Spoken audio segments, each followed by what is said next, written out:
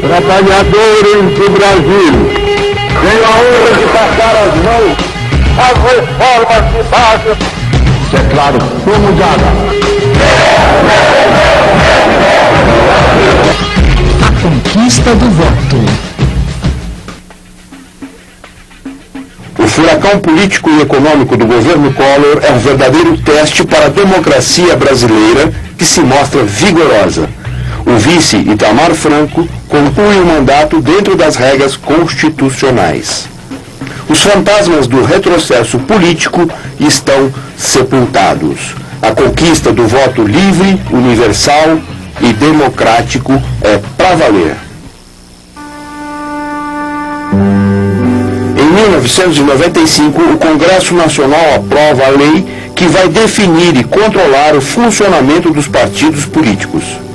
Em setembro de 1997, é promulgada a Lei Geral das Eleições, que passa a reger o processo eleitoral daí em diante. Antes dessa lei entrar em vigor, era necessário que o Congresso aprovasse uma lei específica dizendo quais seriam as regras antes de cada eleição. A lei regulamenta a ação de toda a estrutura política partidária brasileira. Em junho de 1997 é aprovada a emenda constitucional que permite, pela primeira vez na história do Brasil, a reeleição para presidente da República, para o governo dos estados e prefeitos municipais. Para as eleições de 2006 foram feitas mudanças na Lei Geral das Eleições, visando diminuir os gastos das campanhas políticas e dificultar o uso de dinheiro ilegal. Um passo a mais na conquista do voto.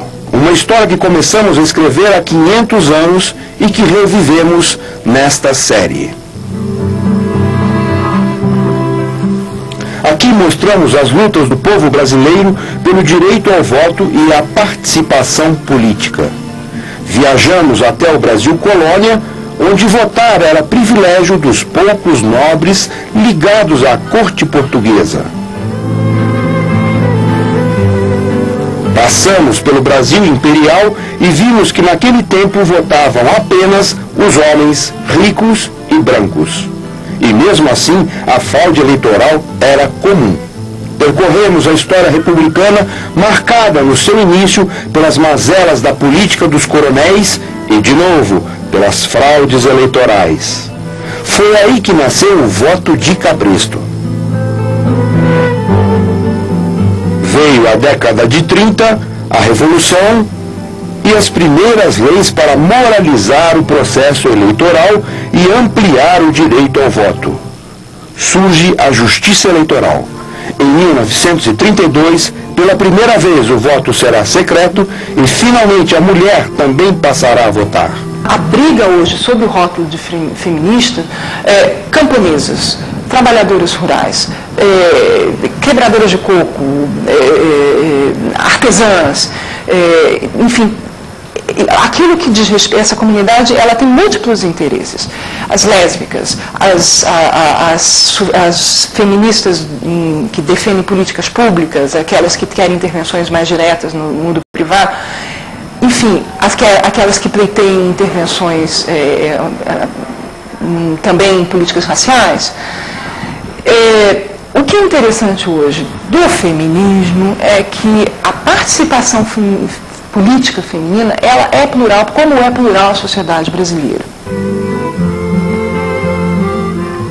Depois do avanço, o retrocesso.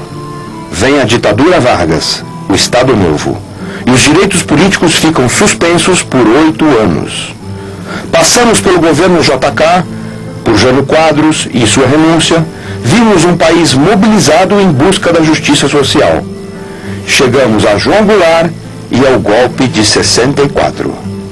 Percorremos momentos dramáticos dos anos de chumbo, a perda dos direitos políticos, a violência da ditadura. Tratava-se em 64 de cortar um processo de mobilização que consistia na extensão, digamos, do direito do povo brasileiro a comandar seu próprio destino e estabelecer as reformas que eram reformas indispensáveis para completar um processo de modernização mais igualitário, mais justo.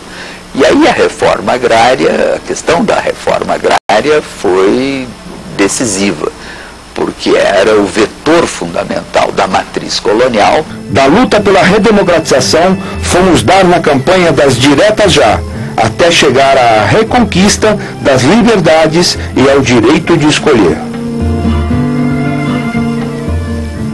Hoje, o voto é um direito e um dever, que nas eleições de 1º de outubro vão ser exercidos por mais de 120 milhões de brasileiros, sem distinção de raça, credo, classe ou nível de instrução. É o momento de, mais uma vez, fazer escolhas, definir rumos. Há um progresso continuado desde aquelas primeiras eleições do início do século XVI até os nossos dias. O primeiro aspecto é a ampliação da cidadania política. A margem dos eleitores vai crescendo em relação à população total. Exemplo, nas primeiras eleições presidenciais da Primeira República votavam 3% da população. A coisa vai se alargando, 10% só será em 45%, e agora temos que número? São 120 milhões de eleitores de uma população de 180. É hora de condenar ao passado as práticas políticas inaceitáveis. Hora de avaliar, de manter ou de mudar.